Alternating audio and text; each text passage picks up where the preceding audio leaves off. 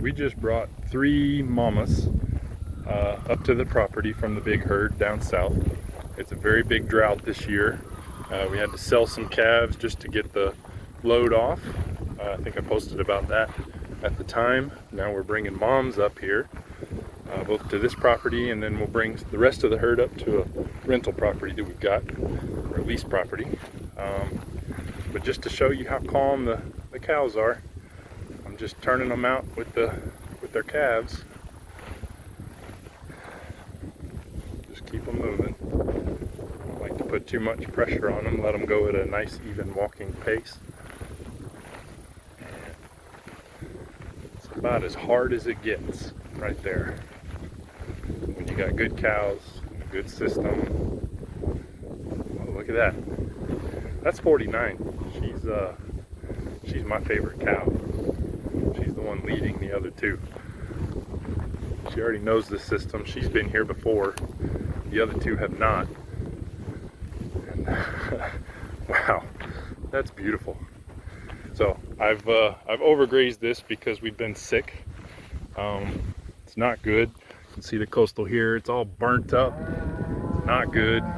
So that's bad on me, but also it's just been too stinking hot and I'm too sick to get out and do stuff. So it's been lacking, but you can tell where they are now. There's plenty of fresh grass. It's burning up too. I won't leave them there as long this time, especially now that we've got three big mamas, red mamas,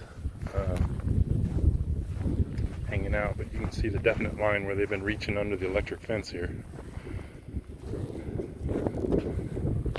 So anyway, they got food. We're taking care of them. I already moved the shady sled. This is where the first shady sled broke down, so they got plenty of shade. They got to figure out their pecking order now. And the 2 new cows, they got to figure out what this electric fence thing is that's happening. So we'll see. I'll keep y'all posted. But otherwise, life is good. Hope everybody's having a blessed day, blessed week, and God loves you. Y'all have a great day. Alright, I'd like to talk about a couple other things I've done that I think are worth mentioning with this latest move. So I just moved the cows to a new paddock, and that's really important when you are introducing new animals together. You got to give them something to do so they don't focus on each other. They can figure out their pecking order, but they're also going to put their heads down and eat the fresh grass, because when you're rotating, it's a competition.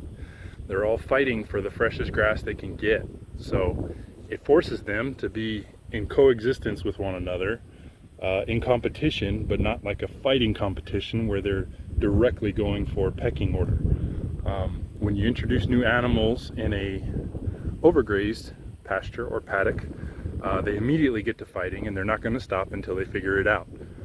This delays the process. It gives them time to recover and coexist without the added anger and frustration of new animals on their territory. They are territorial. They do have a pecking order, and it matters to them. So it is what it is, and I don't know. Let's see what else. Yeah, that's about it. Anyway, y'all have a blessed day. Okay, I remember the last thing I was going to say now.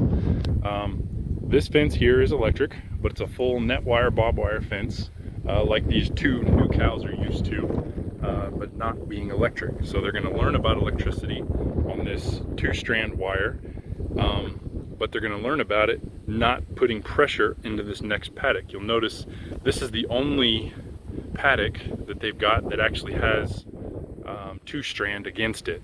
So they've got the barbed wire fence on this side, which leads to the next fresh paddock.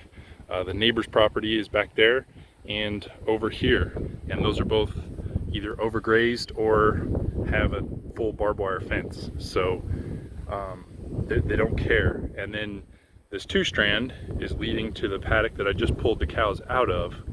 So once again, I've introduced animals in a new rotation.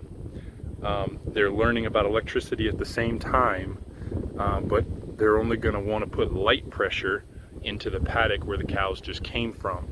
So they're probably, they may not even touch this 2-strand. They may see this as enough of a barrier They might get shocked if they try to sniff it or something, figuring out what the heck it is, because it's not like any fence they've really seen before.